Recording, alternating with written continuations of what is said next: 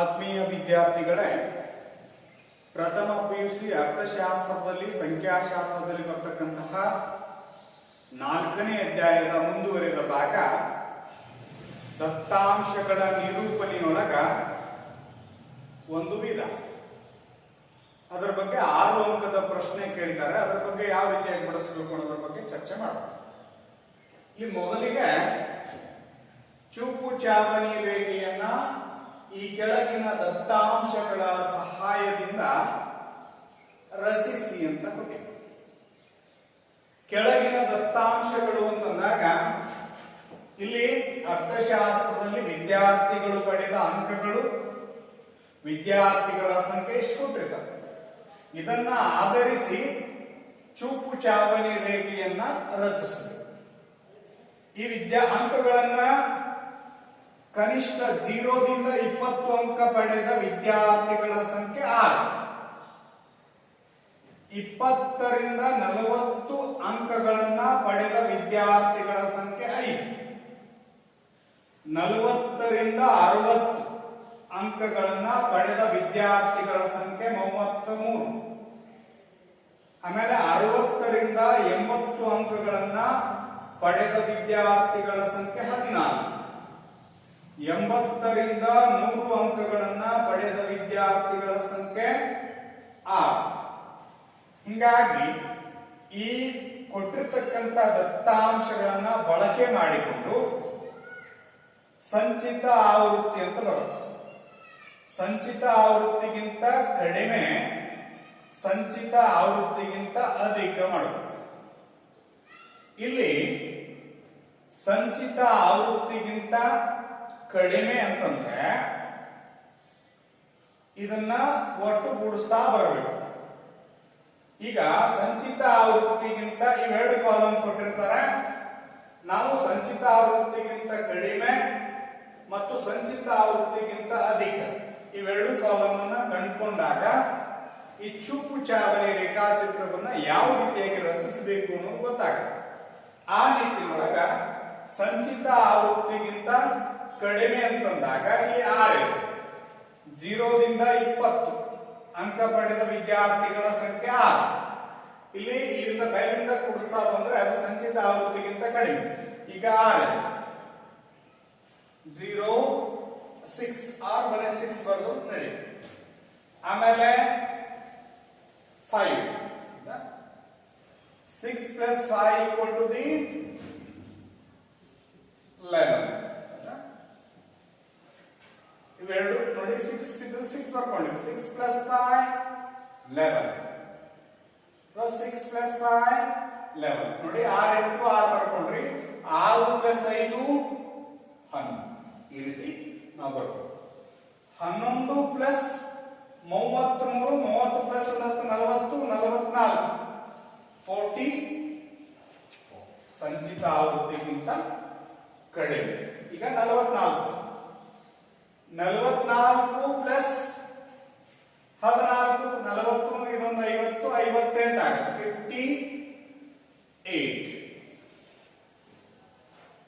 58 plus 6, 58 plus 6 ಅಂತಂದ್ರೆ 60. ಈ ಆವೃತ್ತಿಗಳ ಕೊಟ್ಟಿರ್ತದ ವಿದ್ಯಾರ್ಥಿಗಳ ಸಂಖ್ಯೆ, ಇದನ್ನ ಆಧರಿಸಿ ಸಂಚಿತ ಆವೃತ್ತಿಗಿಂತ ಕಡಿಮೆ ಬರ್ಕೋ. ಇನ್ನು ಸಂಚಿತ ಆವೃತ್ತಿಗಿಂತ ಅಧಿಕ, ಸಂಚಿತ ಆವೃತ್ತಿಗಿಂತ ಅಧಿಕ ಅಂತಂದ್ರೆ ಇದನ್ನ ಕೆಳಗಿನಿಂದ ಕೂಡಿಸ್ತಾ ಹೋಗು. ಈಗ 6 ಇದೆ, 0, 6 ಆರ್ 6 ಅಂತ ಹೇಳಿ ನಾವು ಕರಿ. ಈಗ 6 ಪ್ಲಸ್ 14 6 4 10 ಪ್ಲಸ್ 10 20. ಸಂಚಿತ ಆವೃತ್ತಿ ಕೆಳಗಿನಿಂದ ಕೂಡಿಸ್ತಾ ಬರಬೇಕು. 6 ಇದೆ, 6 ಪ್ಲಸ್ 14 20. ಮೊದಲು 6 ಇತ್ತು, 6 ಬರ್ಕೊಂಡ್ವಿ.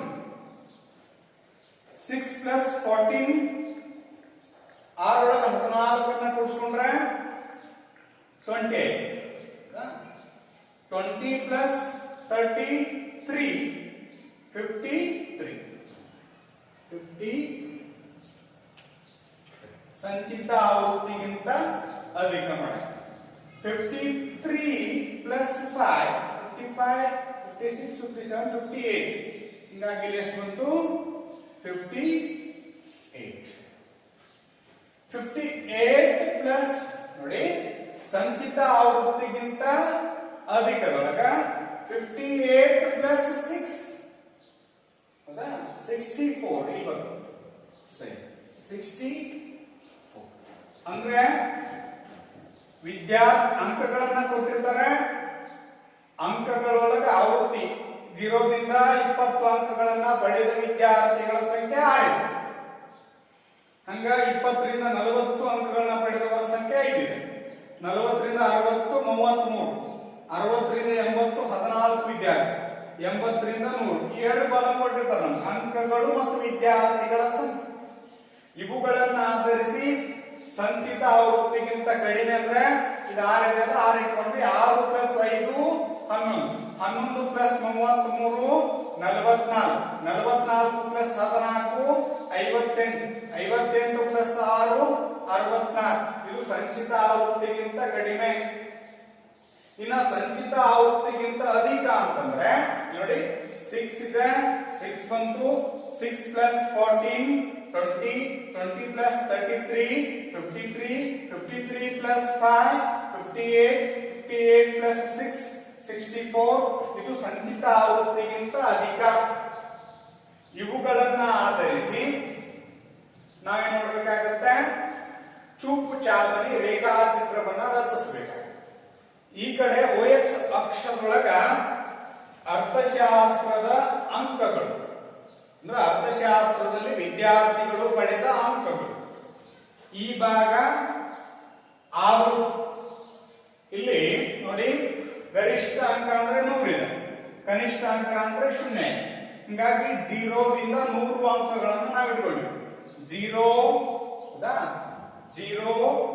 10 to 20 20 to 30 ಅಂದ್ರೆ 10 20 30 40 50 60 70 80 90 100 ಅಂದ್ರೆ ಗರಿಷ್ಠ ಅಂಕ ಎಷ್ಟಿದೆ 100 ಇದೆ ಕನಿಷ್ಠ ಅಂಕ ಎಷ್ಟಿದೆ 0 ಇದೆ ಈ ರೀತಿ ಇಟ್ಕೊಂಡು ಇನ್ನ ಆವೃತ್ತಿಗಳ ಸಂಖ್ಯೆ ಇಲ್ಲಿ ನೋಡಿ ಕನಿಷ್ಠ ಅಂದ್ರೆ 6 ಗರಿಷ್ಠ ಅಂದ್ರೆ 64 ಹೀಗಾಗಿ 5 ರಿಂದ ಇಲ್ಲಿ ಒಂದು ಕಡಿಮೆ ಅಂದ್ರೆ 5 ರಿಂದ 65 ವರೆಗೆ ನಾವು ಇಟ್ಕೊಂಡಿವಿ ಇಲ್ಲಿ 5 to 65 ಅಂದ್ರೆ 5 ಅಂತೆ ವರ್ಗಗಳನ್ನ ಮಾಡ್ಕೊಂಡು 5 to 10 10 to 15 15 to 20 20 to 25 ಈ ರೀತಿ ನಾವು ಇಲ್ಲಿವರೆಗೆ ಇಟ್ಕೊಂಡ್ವಿ 65 ಯಾಕಂದ್ರೆ 64 ಹೈಯೆಸ್ಟ್ ಬಂದಿರತಕ್ಕಂತ ಸಂಖ್ಯೆ ಈಗ 64 ಅಂಕಿಗಳೇನಂದ್ರೆ ಇದು 64 ಅದ ಇದು 64 ಅದ ಹೀಗಾಗಿ ಇವುಗಳ ಆವೃತ್ತಿಗಳ ಸಂಖ್ಯೆ ಎಷ್ಟದ ಒಟ್ಟು 64 ಬರ್ತದೆ 64 ಇವೆಲ್ಲ ಕೂಡಿಸಿದ್ರು 64 ಬರ್ತದೆ ಹೀಗಾಗಿ 65 ವರೆಗೂ ಗರಿಷ್ಠ ಅಂಕಿ ನಾವು ಇಟ್ಕೊಂಡ್ವಿ ಆ ಮೂಲಕ ಮೊದಲಿಗೆ ನಾವು ಏನ್ ಮಾಡೋದು ಅಂತಂದ್ರೆ ಈಗ 0 ರಿಂದ 20 ಅಂಕಗಳನ್ನ ಪಡೆದ ವಿದ್ಯಾರ್ಥಿಗಳ ಸಂಖ್ಯೆ 6 ಸಂಚಿತ ಆವೃತ್ತಿಗಿಂತ ಕಡಿಮೆ ಅಂದ್ರೆ 6 ಇಲ್ಲಿ ಎಷ್ಟಕ್ಕೆ 6 ಇದೆ ನೋಡಿ ಇದು ಕಡಿಮೆ ಈ ಭಾಗವನ್ನ ಇದನ್ನ ತಗೋಬೇಕು ಹೌದಾ ವರ್ಗದ ಮೇಲ್ಮಿತಿಯನ್ನ ನಾವೇನ್ ಮಾಡ್ಕೋಬೇಕು ಸಂಚಿತ ಆವೃತ್ತಿಗಿಂತ ಕಡಿಮೆಗೆ ಅಳತೆ ಮಾನದಂಡವಾಗಿ ಇಟ್ಕೊಂಡು ಸಂಚಿತ ಆವೃತ್ತಿಗಿಂತ ಹೆಚ್ಚು ಅಂತಂದ್ರೆ 0 ದಿಂದ ವರ್ಗದ ಕೆಳಮಿತಿಯನ್ನು ನಾವು ತಗೊಳ್ತೀವಿ ಈಗ ವರ್ಗದ ಮೇಲ್ಮಿತಿ ಯಾವ್ದಿದೆ ಇಲ್ಲಿ 20 ವರ್ಗದ ಮೇಲ್ಮಿತಿ 20 ಇದೆ ಸಂಚಿತ ಆವೃತ್ತಿ 6 ಇಲ್ಲಿ 20 ಅದ ಅದಕ್ಕೆ 6 ಅಂತಂದ್ರೆ ಇಲ್ಲಿ ಬರ್ತದೆ ಇಲ್ಲಿ 0 to 6 ಸೆಕೆಂಡ್ ಒನ್ 40 ಎಷ್ಟದ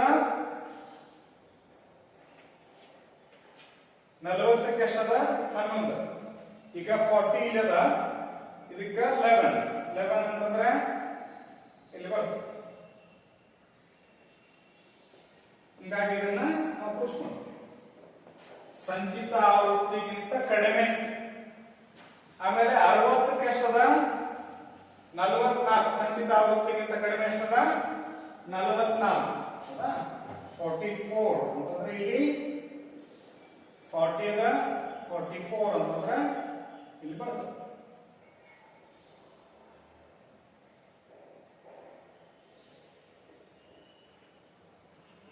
45 ಗಿಂತ ಕಡಿಮೆ. ಆಮೇಲೆ 80ಕ್ಕೆ ಎಷ್ಟದ 58. ಇಲ್ಲಿ 80ಕ್ಕೆ ಎಷ್ಟದ 58. ಇಲ್ಲಿ 50 ಅಂತಂದ್ರೆ 55 56 57 58 ಅಂತಂದ್ರೆ ಇಲ್ಲಿ ಬರುತ್ತೆ. ಹೌದಾ? 80ಕ್ಕೆ 58 ಅದ 58 ನಾವು ಇಲ್ಲಿ ಬರ್ಕೊಂಡ್ರೆ ಆ ಮೂಲಕ ಅದನ್ನ ಜೋಡಿಸೋದು. ದೆನ್ 100ಕ್ಕೆ ಎಷ್ಟದ 64. ಇಲ್ಲಿ 100 ಅದ ಅದು 64 ಅಂತಂದ್ರೆ ಇಲ್ಲಿ ಬರುತ್ತೆ. ಇದು ಸಂಚಿತ ಆವೃತ್ತಿಗಿಂತ ಕಡಿಮೆ. ಇನ್ನು ಸಂಚಿತ ಆವೃತ್ತಿಗಿಂತ ಅಧಿಕ ಅಂದಾಗ ಇಲ್ಲಿ 0ಕ್ಕೆ ಎಷ್ಟದ 64. ಇಲ್ಲಿ 0 ಅದ ಅದಕ್ಕೆ 64 ಅಂದ್ರೆ ಇಲ್ಲಿ 0ಕ್ಕೆ ಎಷ್ಟದ 64. ಆಮೇಲೆ 20ಗೆ ಎಷ್ಟದ 58 ಗರಿಷ್ಠ. ನೋಡಿ ಈ ಕಡೆ ಭಾಗ ಸಂಚಿತ ಆವೃತ್ತಿಗಿಂತ ಅಧಿಕ ಬಳಕೆ ಮಾಡಿ, ಈ ಕಡೆ ಭಾಗ ಸಂಚಿತ ಆವೃತ್ತಿಗಿಂತ ಕಡಿಮೆ. ಈಗ 20ಗೆ ಎಷ್ಟದ 58 ಅಂತಂದ್ರೆ ಇಲ್ಲಿ ಬಂತು. ಓಕೆ. ದೆನ್ 40ಗೆ ಎಷ್ಟದ 40ಗೆ 53. 40ಗೆ 50 ಇಲ್ಲದ 53 ಅಂದ್ರೆ ಇಲ್ಲಿ ಬರುತ್ತೆ. 53. ದೆನ್ 60ಗೆ ಎಷ್ಟದ 20. ಹೌದಾ? 60ಕ್ಕೆ ಎಷ್ಟದ ಇಲ್ಲಿ ನೋಡಿ, ಇಲ್ಲಿ 60 ಅದ. 60ಕ್ಕೆ ಎಷ್ಟದ 60ಕ್ಕೆ 20 20. 60ಕ್ಕೆ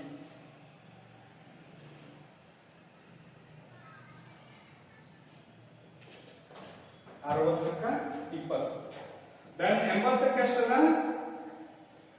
6. ಇಲ್ಲಿ 80ಕ್ಕೆ ಎಷ್ಟದ 6 ಅಂತಂದ್ರೆ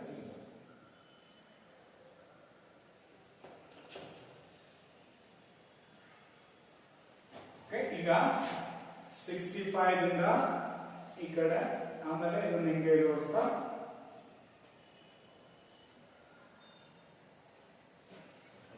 ನೋಡಿ ಅಷ್ಟೇ ಬಂತು. ಆ ಮೂಲಕ ಇಲ್ಲಿಂದ ಈ ಕಡೆ, ದೆನ್ ಈ ಕಡೆ ಎಲ್ಲಿಗೆ 100ಗೆ ಹೋಗಿ ಗರಿಷ್ಠ ಅಂಕ ಎಷ್ಟಲ್ಲ. ಹೀಗಾಗಿ ಇದು ಎಲ್ಲಿಗೆ ಬರ್ತದಂದ್ರೆ 55 to 60.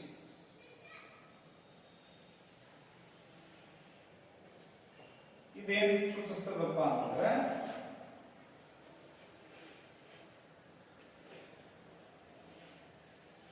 ಮಧ್ಯಾಂಕವನ್ನ ಸೂಚಿಸ್ತದೆ.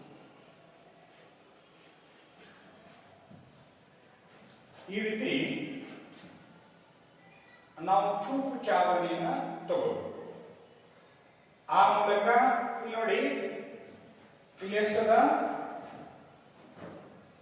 6 ದೆನ್ 11 ಆಮೇಲೆ 44 ದೆನ್ 58 ದೆನ್ 64 ಈ ರೀತಿ ಅಂತ. ಆಮೇಲೆ ಈ ಕಡೆ ಭಾಗ ನೋಡಿ 20ಗೆ 64. ಇಲ್ಲಿ 64 ಅದ, ದೆನ್ 58 ಆಮೇಲೆ 53 ದೆನ್ 20 ಆಮೇಲೆ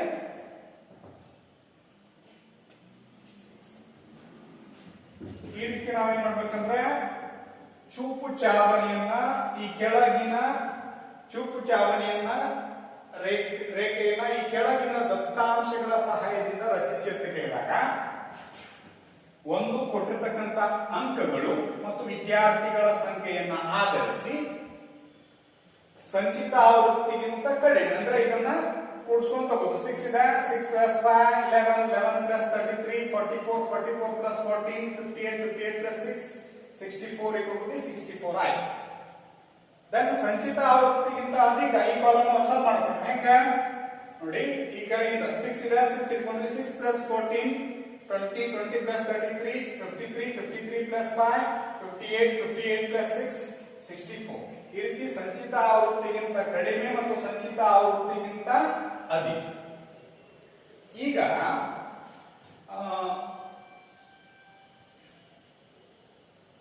ಇಲ್ಲಿ ಈ ರೀತಿ ನಾವೇನ್ ಮಾಡ್ಬೇಕಾಗತ್ತೆ ರಚನೆ ಮಾಡ್ಕೋಬೇಕು. ಇದನ್ನ ಆಧರಿಸಿ ಏನ್ ಮಾಡ್ಕೋಬೇಕಂತಂದ್ರೆ ಸಂಚಿತ ಆವೃತ್ತಿಗಿಂತ ಕಡಿಮೆ ಸಂಚಿತ ಆವೃತ್ತಿಗಿಂತ ಅಧಿಕ ಅವುಗಳನ್ನ ಆಧರಿಸಿ ಒಂದೊಂದು ಸಪರೇಟ್ ಆಗಿ ತಕೊಂಡು ಆಮೇಲೆ ಈ ರೀತಿ ತಗೊಂಡು ನಡೀತದೆ. ಇಲ್ಲಪ್ಪ ಅಂತಂದ್ರೆ ನೀವು ಇದನ್ನ ಟೋಟಲ್ ಆಗಿ ತೆಗೆದು ಈ ರೀತಿ ರಚನೆ ಮಾಡ್ಕೋಬಹುದು. ಹಿಂಗಾಗಿ ಚೂಪು ಚಾವಣಿ ಮೂಲಕ ನಾವೇನ್ ಮಾಡ್ಬೋದು ಮಧ್ಯಾಂಕವನ್ನ ಕಂಡುಬಹುದು. ಇಲ್ಲಿ ಮಧ್ಯಾಂಕ ಯಾವ್ದು ಬರುತ್ತೆ 55 ಯಾಕಂತಂದ್ರೆ ನೋಡಿ 10 20 30 40 50 ಎಷ್ಟು ಬಂದು 1 2 3 4 5 ಹೌದಾ. ಆಮೇಲೆ 60 70 80 90 100 ಇದು 5 ಆಯ್ತು ಇದು 5 ಅಂದ್ರೆ 55 ಏನಪ್ಪಾ ಅಂತಂದ್ರೆ ಇದರದ ಮಧ್ಯಾಂಕ ಆಗುತ್ತೆ. ಯಾಕಂತಂದ್ರೆ ಇಲ್ಲಿ ನೋಡಿ ಇಲ್ಲಿ 1 2 3 4 5 ಬಂತು, ಇಲ್ಲಿ 1 2 3 4 5 ಇದು 5 ಪ್ರಾಪ್ತಾಂಕಗಳಾಯ್ತು, ಇದು 5 ಪ್ರಾಪ್ತಾಂಕಗಳು, ಅದರ ಮಧ್ಯೆ ಬರ್ತಕ್ಕಂಥದ್ದು 55 ಮಧ್ಯಾಂಕ ಆಗಿದೆ. ಮಧ್ಯಾಂಕದ ಅಂಕ ಎಷ್ಟಪ್ಪ ಅಂತಂದ್ರೆ 55. ಅಂದ್ರೆ ಚೂಪು ಚಾವಣಿ ಮುಖಾಂತರ ಏನನ್ನು ನಾವು ಕಂಡುಕೋಬಹುದು ಮಧ್ಯಾಂಕವನ್ನ ಕಂಡುಕೋಬಹುದು ಅಂತ ಹೇಳಿ ನಾವು ಹೇಳ್ಬೋದು. ಯಾಕಂದ್ರೆ ಸೀಟ್ ಒಳಗೆ ಕೇಳ್ತಾರೆ ಚೂಪು ಚಾವಣಿ ಮುಖಾಂತರ ಏನನ್ನು ಕಂಡುಕೊಳ್ಳಲಾಗುತ್ತದೆ ಮಧ್ಯಾಂಕ, ಬಹುಲಕ, ಅಂಕಗಣಿತದ ಸರಾಸರಿ, ಮೇಲಿನ ಯಾವುದು ಅಲ್ಲ ಅವಾಗ ಮಧ್ಯಾಂಕ ಅಂತ ಹೇಳಿ ನಾವು ಬರೀಬೇಕು. ಇಷ್ಟು ಈ ರೀತಿ ನಾವು ಚೂಪು ಚಾವಣಿಯನ್ನು ರಚನೆ ಮಾಡಿದ್ರೆ ಇದಕ್ಕೆ 6 ಅಂಕಗಳನ್ನು ಪಡೆಯುವಂತಹ ಕ್ಲಾಸ್ಗೆ ಡ್ರಾ ಮಾಡಿದ್ದೀವಿ. ಧನ್ಯವಾದ.